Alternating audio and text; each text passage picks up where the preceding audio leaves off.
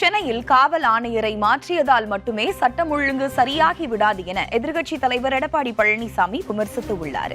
சேலத்தில் செய்தியாளர்களிடம் பேசிய எடப்பாடி பழனிசாமி, தமிழகத்தில் சட்டம் ஒழுங்கு சீர்கேடு என்பது கேள்விக்குறியாக உள்ளது என்றும், காவல்துறை அதிகாரிகளை மாற்றினால் மட்டும் அது சீராகாது எனவும் தெரிவித்தார். காவல்துறையினருக்கு முழுமையான சுதந்திரம் வழங்க வேண்டும் என அவர் கேட்டுக் கொண்டார். அரசியல் கட்சித் தலைவர் ஆம்ஸ்ட்ராங் கொலை வழக்கில் உண்மையான கொலையாளிகளை அடையாளம் காண காவல்துறை நடவடிக்கை எடுக்க வேண்டும் என வலியுறுத்திய எடப்பாடி பழனிசாமி, தமிழகத்தில் ரவுடிகள் கொட்டம் அதிகரித்து வருவதாகவும், சட்டம் ஒழுங்கு சீர்கேடு என்பது திமுக ஆட்சியில் தவிர்க்க முடியாதது என்றும் விமர்சித்தார்.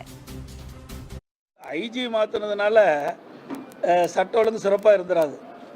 நிர்வாகம் சரியாக இருந்தால்தான் சட்ட ஒழுங்கு காக்க முடியும். இன்றைக்கு காவல்துறை பொறுப்பை வைக்கின்றவர் முதலமைச்சர். அந்த முதலமைச்சர் சரியான முறையிலே இந்த துறையை திறமையாக செயல்பட்டிருந்தால் சட்ட ஒழுங்கு காக்கப்பட்டிருக்கிறது.